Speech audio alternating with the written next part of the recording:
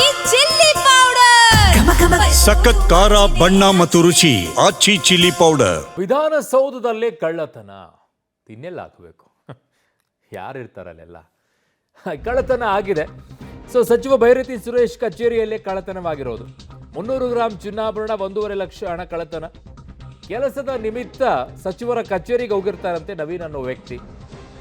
300 gram ಚಿನ್ನ, 1.5 lakh ಹಣವಿದ್ದಂಥ bag ಅನ್ನ ನವೀನ್ ತಗೊಂಡೋಗಿರ್ತಾರೆ. ಸಚಿವರ ಕಚೇರಿಯಲ್ಲೇ ಬ್ಯಾಗ್ ಮರೆತು ಹೋಗಿರ್ತಾರಂತೆ ನವೀನ್. ಮಾರನೇ ದಿನ ನವೀನ್ ಬಂದು ನೋಡಿದಾಗ ಬ್ಯಾಗ್ ನಾಪತ್ತೆ ಆಗಿರುತ್ತೆ.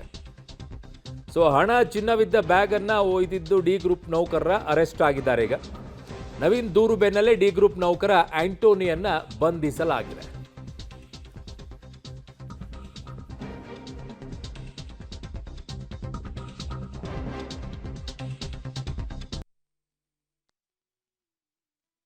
ಇಲ್ಲಿ ಬರುವಂತ ಪ್ರಶ್ನೆಗಳೇನು ಅಂದ್ರೆ, ವಿಧಾನಸೌಧದಲ್ಲಿ ಸಿಸಿ ಕ್ಯಾಮ್ರಾಗಳು ಕೆಲವು ಕಡೆಗಳಲ್ಲಿ ವರ್ಕ್ ಆಗ್ತಾ ಇದೆ, ಕೆಲವು ಕಡೆಗಳಲ್ಲಿ ಆಗ್ತಾ ಇಲ್ಲ. ಇವ್ರು ಯಾಕೆ 300 ಗ್ರಾಂ ಚಿನ್ನಾಭರಣವನ್ನು ಅಲ್ಲಿಗೆ ತೊಗೊಂಡೋಗಿದ್ರು? ಹಣ ಯಾಕೆ ವಿಧಾನಸೌಧದಲ್ಲಿ ತೊಗೊಂಡು ಹೋದ್ರು? ಆಮೇಲೆ ಯಾವತ್ತೋ ಒಂದ್ಸಲ ದುಡ್ಡನ್ನು ಇಟ್ಕೊಂಡು ಹೋಗಿದ್ದಕ್ಕೆ ಅಲ್ಲಿ ಪೊಲೀಸರು ತಡೆ ಹಿಡಿದಿದ್ರು. ದುಡ್ಡು ಯಾಕೆ ಒಯ್ತಾ ಇದ್ದಾರೆ ಏನು ಅಂತ ಹೇಳಿ ಹೆಂಗೆ ಈ ದುಡ್ಡನ್ನು ಒಳಗಡೆ ಒಯ್ಯಲಾಯಿತು? ಹೇಗೆ ಅದಕ್ಕೆ ಅಲೌ ಮಾಡಿದರು? ಯಾಕಂದ್ರೆ ಅಲ್ಲಿ ಏನೂ ದುಡ್ಡನ್ನು ತೊಗೊಂಡು ಓಡಾಡೋಂಗಿಲ್ಲ ವಿಧಾನಸೌಧದಲ್ಲಿ. ಚೆಕ್ ಆಗುತ್ತೆ, ಅಲ್ಲಿ ಸೆಕ್ಯೂರಿಟಿ ಚೆಕ್ ಆಗುತ್ತೆ. ಕಳೆದ ಬಾರಿ ಒಂದು ಕಾರಲ್ಲಿ ದುಡ್ಡು ಸಿಕ್ಕಿದ್ದಕ್ಕೆ ಬಹಳ ದೊಡ್ಡ ಮಟ್ಟದಲ್ಲಿ ಸುದ್ದಿ ಆಯ್ತದು.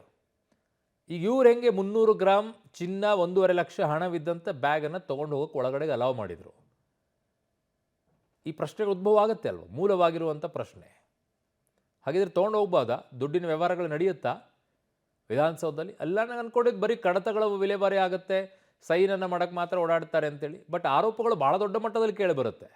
ಎಲ್ಲ ಆಗೋದೇ ಮೂಲವಾಗಿರುವಂತಹ ಸರ್ಕಾರಿ ಕೆಲಸ, ದೇವರ ಕೆಲಸ ಅಂತ ಹೇಳಿದರೆ ದೇವರಿಗೇನೆ ಪ್ರೀತಿ ಅನ್ನೋ ರೀತಿಯಲ್ಲಿ ವಿಧಾನಸೌಧದಲ್ಲೇ ಆಗುತ್ತೆ ಅಂತ ಹೇಳಿ.